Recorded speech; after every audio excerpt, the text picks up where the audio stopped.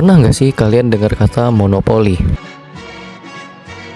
Mungkin kata monopoli udah sering kita dengar di telinga kita. Tapi gimana dengan kata oligopoli? Kira-kira apa bedanya dengan monopoli? Contoh sederhananya gini. Misalkan paket internet kalian habis, lalu kalian pun berjalan-jalan untuk membeli paket internet. Di sana kalian akan ditawarkan beberapa pilihan. Misalnya Telkomsel, XL, dan Indosat. Produk yang ditawarkan cenderung sedikit dan itu-itu saja. Namun, itulah dia yang dinamakan pasar oligopoli. Video kali ini dikhususkan untuk membahas apa itu pasar oligopoli. Kita akan mulai dari definisi pasar oligopoli itu sendiri. Pasar oligopoli adalah struktur pasar yang dimana beberapa perusahaan menguasai demand suatu produk atau layanan dengan konsumen yang banyak. Misal, di sebuah kota kecil terdapat 3 toko pizza yang besar. Jadi, ketiga toko pizza ini adalah pemain utamanya. Sekarang, coba bayangkan, kalau pizza A menaikkan harga pizzanya, apa yang akan terjadi? Ya, benar. Pelanggan akan berpindah ke pizza B atau pizza C sebagai substitusi pizza A dengan harga yang lebih murah. Jadi, sebelum membuat keputusan harga, pizza A harusnya berpikir 2 kali karena tindakannya akan mempengaruhi toko lain. Begitu juga sebaliknya. Jika pizza B membuat promo besar-besaran, pizza A dan C harus ikut bersaing strategi supaya tidak kehilangan pangsa pasarnya. Jadi, pada dasarnya, pasar oligopoli ini memiliki jumlah penjual yang sedikit, tapi masing-masing memiliki kekuatan yang besar. Jadi mereka tidak bisa seenaknya menentukan harga seperti pasar monopoli, namun juga tidak bisa sebebas pasar persaingan sempurna. Habis ngedengerin penjelasan mengenai definisi oligopoli, kalian penasaran gak sih apa aja sih contoh-contoh dari pasar oligopoli? Kalau gitu, tanpa berlama-lama, langsung aja kita masuk ke contoh-contohnya. Yang pertama, operator seluler. Operator seluler itu adalah perusahaan yang menyediakan layanan komunikasi seperti SMS, telepon, dan juga internet data. Operator seluler ini tuh biasanya hanya dikuasai oleh beberapa perusahaan saja, seperti Telkomsel, XL, maupun Indosat. Karena pemainnya sedikit, perusahaan ini tuh lebih saling mempengaruhi di harga dan juga kualitas jaringan yang mereka berikan. Yang kedua, ada industri otomotif. Industri otomotif ini adalah suatu perusahaan yang memproduksi kendaraan seperti mobil ataupun motor. Pasar ini juga hanya dikuasai beberapa perusahaan besar saja, seperti Toyota, Honda, Mitsubishi. Pasar ini juga saling mempengaruhi di harga dan juga kualitas kendaraan yang mereka produksi. Dan yang tiga ataupun yang terakhir yaitu industri maskapai. Jadi maskapai itu adalah suatu industri ataupun perusahaan yang menyediakan layanan transportasi udara. Jadi ini bisa berupa barang ataupun orang. Nah, perusahaan ini tuh hanya dikuasai beberapa pasar saja, seperti perusahaan-perusahaan Garuda Indonesia, Batik Air, dan juga Lion Air. Jadi perusahaan ini tuh saling mempengaruhi di harga juga dan juga kualitas layanan yang mereka berikan. Tadi itu adalah beberapa contoh dari pasar oligopoli. Selanjutnya kita akan membahas mengenai teori-teori yang berkaitan dengan pasar oligopoli. Ada beberapa teori yang berkaitan dengan oligopoli. Namun di video kali ini kita akan fokus ke 2 teori yang sangat menarik untuk dibahas, yaitu game theory dan Kinkert demand curve theory. Sebelum masuk ke pembahasan utamanya, coba lihat tabel ini sejenak. Tabel ini berisi perbandingan singkat dari 2 teori yang akan kita bahas. Supaya lebih jelas, langsung saja kita masuk ke teori yang pertama, yaitu game theory. Secara general, game theory membahas bagaimana cara untuk memenangkan sebuah game. Meskipun dinamakan game theory, game di sini tidak terbatas pada permainan yang ada di HP, PC, maupun konsol. Dalam ekonomi, game teori membantu menganalisis strategi berdasarkan interaksi antar pelaku di dalamnya. Salah satu tokoh yang terkenal dan ikut mengembangkan game teori adalah John Nash. John Nash adalah seorang matematikawan jenius yang ikut mengembangkan game teori dan membuatnya memenangkan hadiah Nobel Ekonomi di tahun 1994. Untuk membantu memahami pengambilan keputusan dalam pasar oligopoli menggunakan game teori, digunakanlah model matematika yang bernama payoff matrix. Agar lebih mudah dipahami, mari kita gunakan sebuah contoh. Sekarang coba bayangkan ada dua penjual es krim yang sedang memilih tempat untuk mereka berjualan, antara kanan atau kiri. Pendapatan mereka tergantung pada di mana mereka berjualan. Jika mereka berdua memilih untuk berjualan di tempat yang sama, maka pendapatan mereka akan lebih sedikit. Sebaliknya, jika mereka berdua memilih untuk berjualan di tempat yang berbeda, maka pendapatan mereka akan lebih banyak. Itulah yang disebut Nash equilibrium. Tempat terbaik salah satu penjual es krim ditentukan oleh pilihan penjual es krim lainnya. Selanjutnya, kita akan membahas mengenai Kinkard Demand Curve Theory. Ide dari Kinkard Demand Curve Theory sendiri sebenarnya cukup simpel. Menurut Paul Sweezy, perusahaan cenderung tidak menaikkan harga karena takut kehilangan pelanggan, dan tidak menurunkan harga karena takut pesaingnya ikut menurunkan harga. Hal ini menyebabkan harga menjadi kaku, dan terbentuklah Kinkard Demand Curve Theory.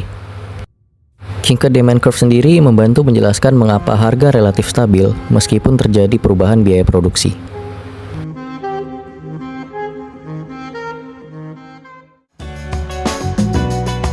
Selanjutnya saya akan menjelaskan tentang kebijakan publik terhadap pasar oligopoli. Jadi, dalam pasar oligopoli, pemerintah perlu membuat kebijakan publik supaya perusahaan-perusahaan ini tetap bersaing secara sehat dan tidak merugikan konsumen. Salah satu bentuk kebijakan itu adalah pembatasan perdagangan dan undang-undang anti-monopoli.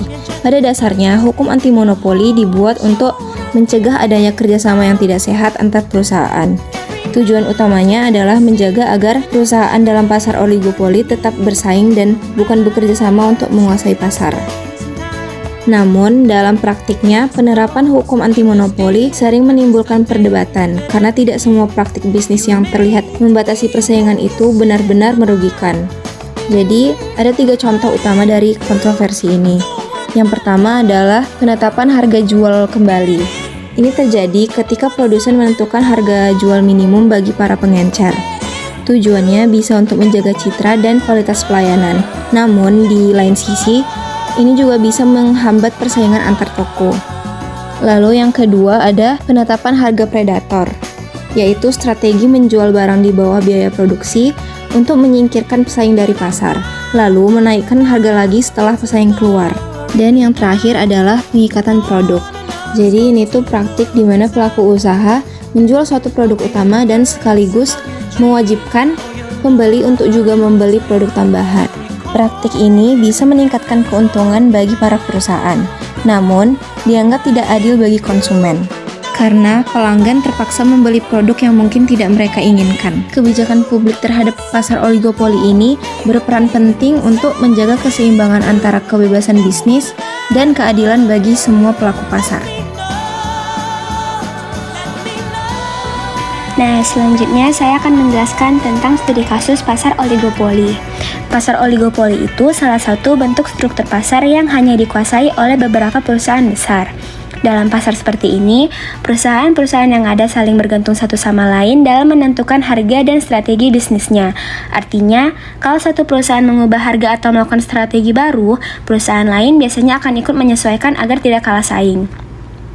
Contoh yang paling mudah kita lihat ada di industri telekomunikasi Indonesia yang dikuasai oleh Telkomsel, Indosat, dan XL. Ketiga perusahaan ini tidak bersaing dengan cara menurunkan harga, tapi lebih berfokus pada peningkatan kualitas layanan, jaringan internet yang lebih luas, dan promosi yang menarik. Hal ini terjadi karena biaya untuk masuk ke industri telekomunikasi sangat tinggi, jadi pemain baru sulit untuk bersaing.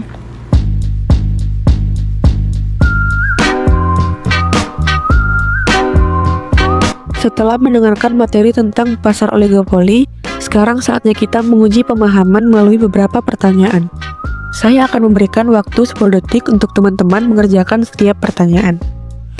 Pertanyaan yang pertama, ketika Telkomsel menurunkan harga paket internet, lalu Indosat dan XL ikut menurunkan harga agar tidak kehilangan pelanggan, hal ini menunjukkan adanya. Jawabannya adalah B.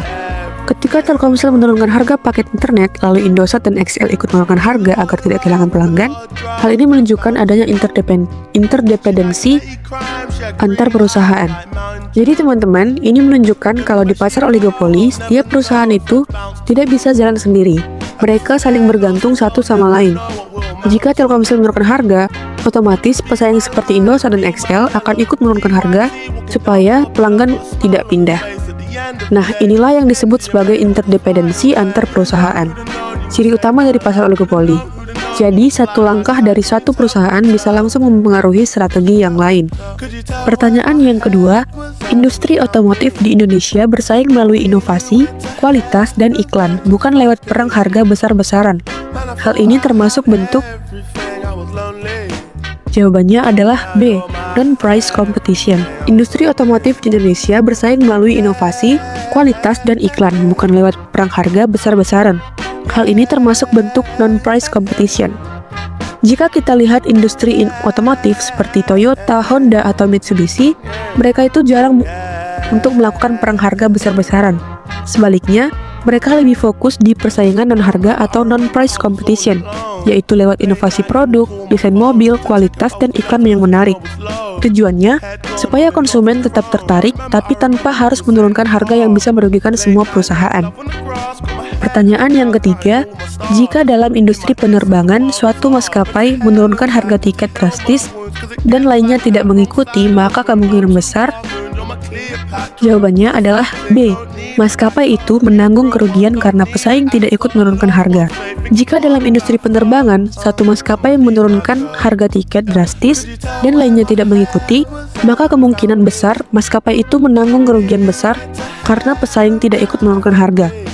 Dalam kasus ini, misalnya Lion Air menurunkan harga tiket secara besar-besaran, tapi Garuda dan Citylink tidak ikut menurunkan harga. Maka, Lion Air akan rugi sendiri. Kenapa? Karena biaya operasionalnya tetap tinggi, sedangkan pendapatannya turun karena harga tiketnya lebih murah. Ini sesuai dengan teori Keynes demand curve di pasar oligopoli. Kalau suatu perusahaan turunkan harga, pesaing belum tentu ikut. Jadi yang menurunkan harga malah bisa kehilangan keuntungan. Jadi sekian pembahasan jawaban dari setiap soal-soal yang tadi kita bahas. Terima kasih. Sekian video pembelajaran dari kami. Saya, selaku Ketua Produksi Video, mengucapkan terima kasih pada teman-teman yang sudah menonton video.